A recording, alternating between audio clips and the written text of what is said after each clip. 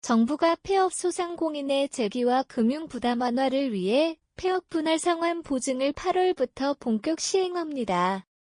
기존 7년이었던 대출 상환 기간을 최대 15년으로 늘리고 저금리 전환과 함께 보증료를 전액 지원하는 전례 없는 조치입니다.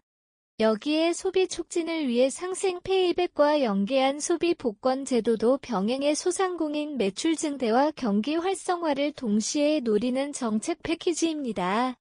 정부는 이번 조치를 폐업자 구제와 내수 경기 부양이라는 두 마리 토끼를 잡을 기회로 보고 있습니다. 장기상환 보증제도. 이번 장기상환 보증제도는 국세청 휴 폐업 조회에서 폐업 상태로 확인되며 지역신용보증재단 보증부 대출을 이용 중인 소상공인을 대상으로 합니다. 기존 제도에서는 상환 기간이 최대 7년에 불과했지만 이번 제도는 이를 15년까지 대폭 늘렸습니다. 예를 들어 5천만 원의 대출을 7년간 갚을 경우 월 상환액이 약 60만 원대이지만 15년으로 연장하면 이는 폐업 이후 수입이 줄어든 소상공인에게 상당한 숨통을 틔워주는 효과가 있습니다. 또 장기 상환에 따라 발생하는 수십만 원에서 수백만 원의 보증료를 정부가 전액 부담해 사실상 이자와 보증료 부담을 동시에 완화하는 구조입니다. 브릿지 보증과의 차이점. 코로나19 시기 도입된 브릿지 보증은 폐업자가 사업자 보증을 개인 보증으로 바꿔 상환을 이어갈 수 있도록 한 제도였습니다. 그러나 상환 기간이 7년으로 제한돼 있었고 금리 인하 혜택과 보증료 지원은 없었습니다. 이번 폐업 분할 상환 보증은 상환 기간을 2배 이상 늘리고 금융기관과의 금리 인하 협약을 추진하며 보증료를 정부가 100% 지원하는 점에서 한층 강화된 지원책입니다. 한 금융 전문가는 브릿지 보증이 일시적 완화책이었다면 이번 제도는 폐업자의 장기 생존 가능성을 높이는 안전망입니다라고 평가했습니다. 소비 복권과 상생 페이백 소상공인 지원은 금융 구조 조정에서 그치지 않습니다.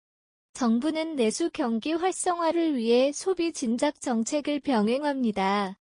상생 페이백 제도는 전년도 카드 사용액보다 20% 이상 소비한 금액의 20%를 캐시백으로 돌려주는 방식입니다.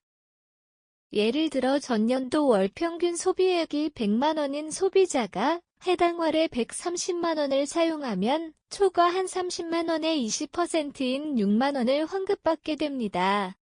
여기에 소비복권은 상생 페이백 참여자를 대상으로 추첨을 통해 최대 2천만 원을 지급합니다.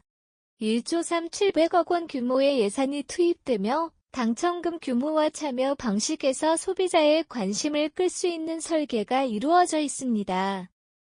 폐업 분할 상환 보증과 소비복권은 소상공인 구제와 매출 증대라는 두 가지 정책 목표를 결합한 종합 지원책입니다. 장기 상환과 저금리 전환 보증료 전액 지원은 폐업자의 금융 회복력을 강화하고 소비복권은 시장 내 자금 순환을 촉진하는 역할을 합니다. 다만 1조 원이 넘는 예산이 투입되는 만큼 집행 효율성과 지속 효과에 대한 면밀한 검증이 필요합니다.